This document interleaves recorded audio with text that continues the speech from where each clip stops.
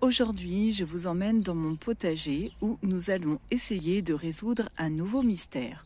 En effet, une personne m'a demandé pourquoi ses pieds de salade commençaient à se transformer en sapin de Noël, en montant tout en haut en hauteur.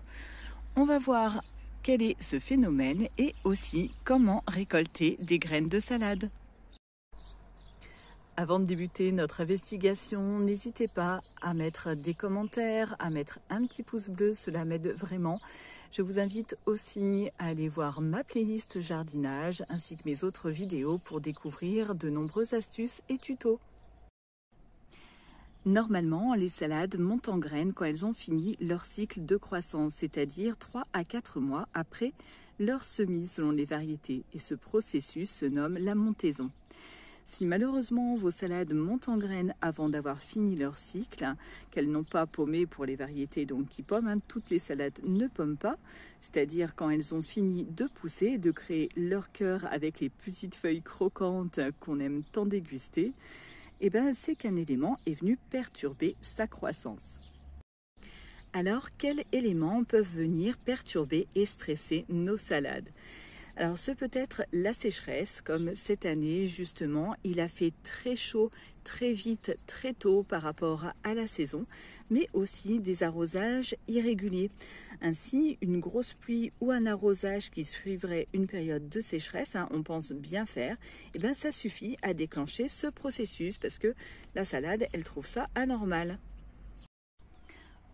En pratique, qu'est-ce qui se passe? Comment reconnaître ce phénomène? Tout simplement, vous voyez, ici, on a une salade qui est à peu près normale et à côté, on a une salade qui, à la place de son cœur, on a une grande tige qui est sortie. Donc ça, c'est la première étape quand on a cette tige. Et ensuite, vont apparaître des petites grappes de fleurs. Alors, j'essaye de me rapprocher un petit peu. Donc il y a la luminosité, donc on a ici des petites grappes qui vont donner ensuite des fleurs qui se transformeront ensuite en graines.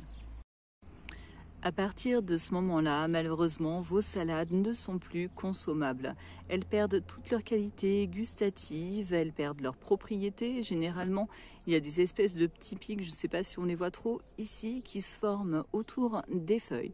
Mais tout n'est pas perdu puisque les petites fleurs vont donner naissance à des graines qu'on va pouvoir récolter. Alors, quelle idée nos salades ont dans la tête pour monter en graines? C'est un phénomène qui est vraiment surprenant et qui dénote d'une intelligence végétale. En effet, face à un élément perturbateur, les salades veulent assurer la survie de leur espèce. Elles fabriquent leurs graines en toute hâte, ainsi qu'une tige robuste qui permet d'affronter les intempéries tout en protégeant leurs graines. C'est quand même sacrément malin. Alors, comment éviter ou tout du moins retarder cette montaison? Alors, si le processus de montaison est déjà commencé, il est hélas trop tard et impossible de faire marche arrière. Alors déjà, il faut choisir les bonnes variétés. Tout d'abord, si vous le pouvez, j'ai quelqu'un qui vient m'aider. Donc, Mademoiselle Clochette nous préconise de choisir les bonnes variétés de salades. Il y a des variétés selon les saisons.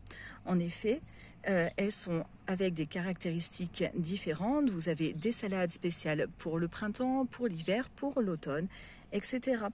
Par exemple, alors je suis un petit peu perturbée par la miss.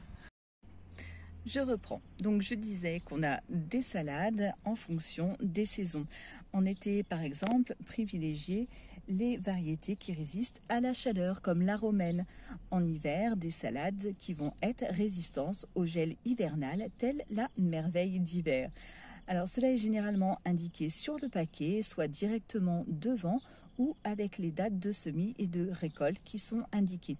Je vous mettrai dans mon article du blog un lien vers des sites qui recensent les variétés selon les saisons.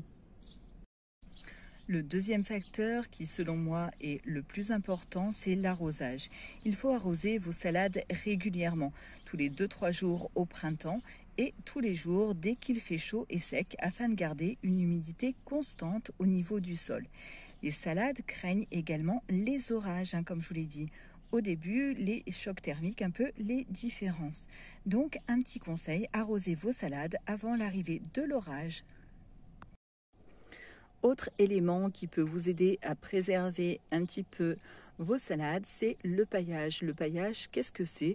C'est de mettre sur la terre, entre vos pieds de salade, une couche de paille ou alors un autre élément, tel que par exemple des copeaux de bois, des aiguilles de pin, etc. Tout ce qui va pouvoir faire un petit isolant et permettre de maintenir la terre un peu humide. Cela permettra également de réguler la température du sol. Le seul petit bémol avec le paillage, c'est que en gardant cette humidité constante, il y a un plus gros risque de limaces. Un autre élément qui peut aider justement à éviter ou tout du moins à retarder la montée en graines de vos salades, c'est l'ombre. Il faudrait placer donc vos salades à l'abri de plants plus hauts qui pourraient les cacher du soleil, par exemple des pieds de tomates, d'aubergines, etc. Ou alors mettre des cagettes sur vos pieds. Moi je me souviens que ma mamie avait des cloches à salade, donc ça permet comme ça de maintenir un petit peu l'humidité et aussi la température du sol. Un dernier élément, alors ça on y croit ou pas, pour ceux qui jardinent avec la lune, il faut semer et repiquer vos salades en jour-feuille. Afin que tout ne soit pas perdu, tous les efforts que vous avez faits en plantant vos salades, ce sera donc de récolter les graines. Même si il vaut mieux privilégier les graines issues d'un plant qui aura réalisé un cycle complet. Les fleurs, surtout celles de laitue, vont ressembler un petit peu à celles de pissenlit. Donc je vais vous montrer, je vais attendre un petit peu et vous montrer à quoi ça ressemble. Je vous retrouve comme prévu pour vous montrer à quoi ressemblent les fleurs de laitue. On va se rapprocher un petit peu. Je n'ai gardé qu'une seule laitue car avec une laitue vous aurez suffisamment de graines pour plusieurs années et même pour donner à vos voisins. Vous voyez, chaque petite grappe comme ça va donner une fleur et va donner ensuite des graines. Comme je vous le disais, les fleurs ressemblent à s'y méprendre à des petites fleurs de pissenlit. Vous verrez ensuite, donc là on en a une qui est en train de faner ici et ensuite ça va faire du petit coton un petit peu comme les pissenlits quand on souffle dessus, c'est là alors qu'il faudra venir récolter les graines. Je suis désolée pour le vent. J'espère que cette vidéo vous aura plu et que vous n'en voudrez plus à vos salades de monter en graines, que vous aurez compris maintenant pourquoi elles font ça et que vous saurez en tirer parti.